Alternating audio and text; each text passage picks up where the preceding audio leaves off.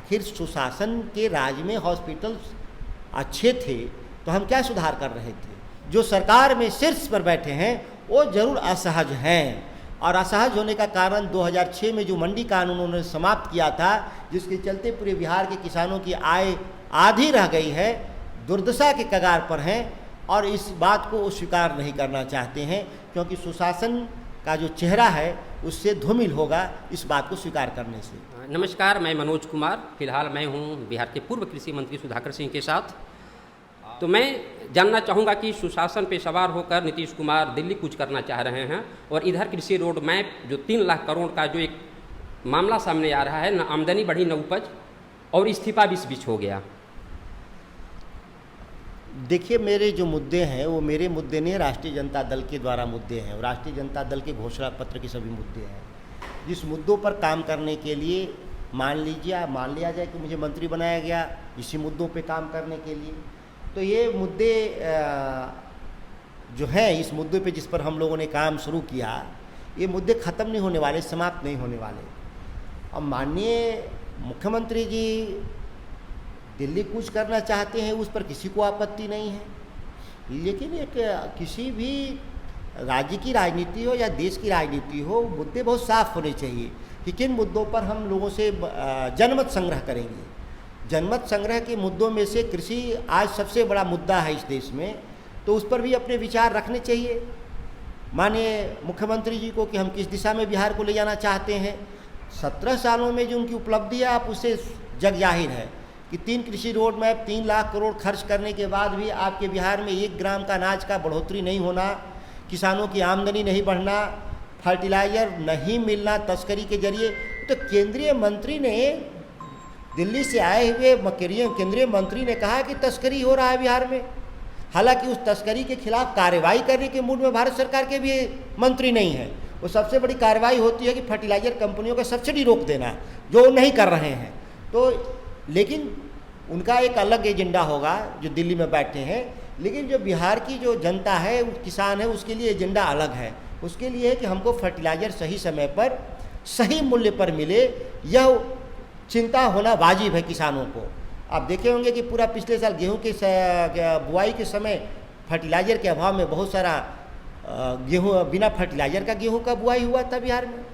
बिहार के भीतर एक राजनीति और देश के भीतर भी एक राजनीति किसानों के सवाल पर खड़ा हुआ, और आपने जिस तरीके से पिछले 2006 के बाद की जो बिहार में एग्रीकल्चर की जो स्थिति रही है उसको आपने उठाया, और मैं देख रहा हूं कि शाहाबाद, मगध, तिरहुत या सारण प्रमंडल के लोग भी सोशल साइट्स पे इस बात का उल्लेख कर रहे हैं कि पहली दफ़ा कृषि को लेकर के बिहार में एक मुद्दा खड़ा हुआ, लेकिन अब वो मुद्दा दबता दिख रहा है।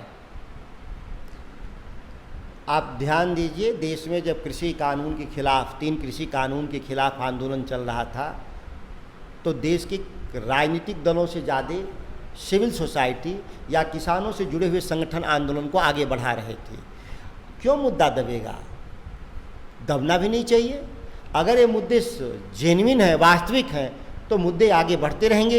एक राजनीतिक दल के तौर पे मैं इस मुद्दे को नहीं उठाया, एक हम मंत्री के तौर पे जिस विभाग के मंत्री थे, जिसमें एकदम रिफॉर्म की ज़रूरत थी, क्रांतिकारी बदलाव की ज़रूरत थी, मैंने उठाया। लेकिन किसानों का मुद्दा दबना नहीं चाहिए। किसान के लोग जो हैं इस पूरे राज्य के भीतर वो अपनी बात को रखते रहेंगे। मैंने तो जिस बात को कहा है उस बात पर तो लगभग सहमति है पूरे बिहार में। आप देखे होंगे कि जो हम 4 मुद्दे उठाए, किसी ने भी इस पर नहीं कहा कि नहीं मैंने मुद्दे गलत उठाए, या कोई राजनीतिक दल हो, पक्ष हो या विपक्ष हो, कोई ये नहीं कहा कि नहीं मुद्दे हमारे गलत हैं।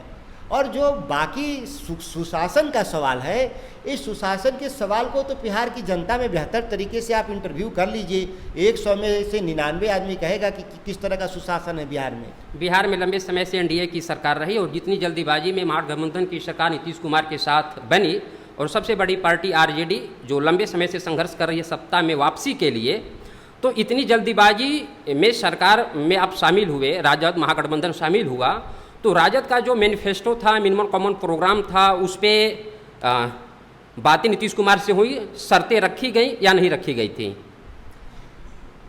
देखिए, कोई भी सरकार बनती है तो उसके न्यूनतम तो कार्यक्रम तय होते ही हैं। और ठीक है कि अभी न्यूनतम कार्यक्रमों की घोषणा तो नहीं हुआ था पब्लिक डोमेन में, लेकिन वो तो मुद्दे तय होते ही हैं। और आपने देखा भी होगा कि आप रोजगार के सवाल पर, जो सबसे बड़ा सवाल था हम लोग का कि 10 लाख सरकारी नौकरी देंगे हम लोग, उन मुद्दे पर सबसे त्वरित कार्रवाई शुरू हुआ। ऐसा नहीं है कि हमारे मुद्दे थे पार्टी के राष्ट्रीय जनता दल के घोषित मुद्दे, उस पर काम नहीं हो रहा था, काम हुआ और बहुत सारे पोस्ट सेंक्शन किए गए, बहुत सारी बहाली की प्रक्रिया में गया। और भी हम लोग के कई सवाल जो थे जिस पर कि आप मान कर के चलिए कि काम शुरू हुआ था।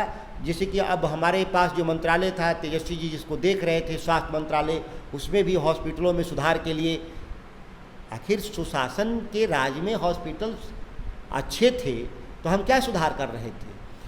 कल एक मैं इंटरव्यू देख रहा था, उसमें अमिताभ बच्चन थे। उन्होंने सवाल किया ग्रामीण क्षेत्र में चिकित्सा स्थिति को लेकर के, और तेजस्वी यादव ने साफ कहा कि डॉक्टर तो बहाल है ग्रामीण क्षेत्रों में, लेकिन बहाल हैं लेकिन वो केंद्रों पर नहीं जाते।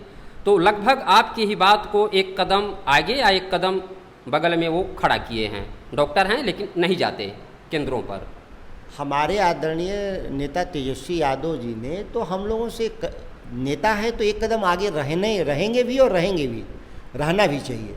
तो उन्होंने तो पूरे सेंटरों का दौरा किया, PMCH का और कई जगहों पे उन्होंने दौरा किया रात को 12 बजे, और जो दुर्व्यवस्था को देखा तो सबके सामने जग जाहिर है।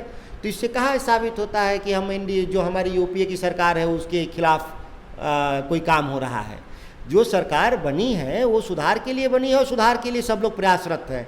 उसमें तेजस्वी जी का सबसे बड़ा कदम रहा, हम लोगों का भी उसमें सुधार के लिए कदम रहा। फर्टिलाइज़र तो मैं दावे के साथ कर रहा हूँ बिहार में कि 45 दिनों के भीतर हमारे गांव-गांव तक फर्टिलाइज़र उपलब्ध करा दिया। थोड़े बहुत भाव के 20-25 रुपये फ़र्क हैं अभी भी, जो मेरी जानकारी में संज्ञान में है, वह केंद्र सरकार की खराब नीतियों के चलते है। फर्टिलाइज़र रिटेलर तक पहुंचाना था गवर्नमेंट ऑफ इंडिया को, लेकिन गवर्नमेंट ऑफ इंडिया उसको रैक पॉइंट तक ही छोड़ के चली जा रही है उनकी कंपनियां। तो ये 20-25 रुपये का फ़र्क हमको मालूम है कि बिहार में भी है, लेकिन उसके लिए भी केंद्र सरकार दोषी है। तो पूरे मसले को देखा जाए तो सभी मंत्री अपने स्तर पे सुधार की बात कर रहे थे, सुधार को आगे ले जाना चाहते हैं।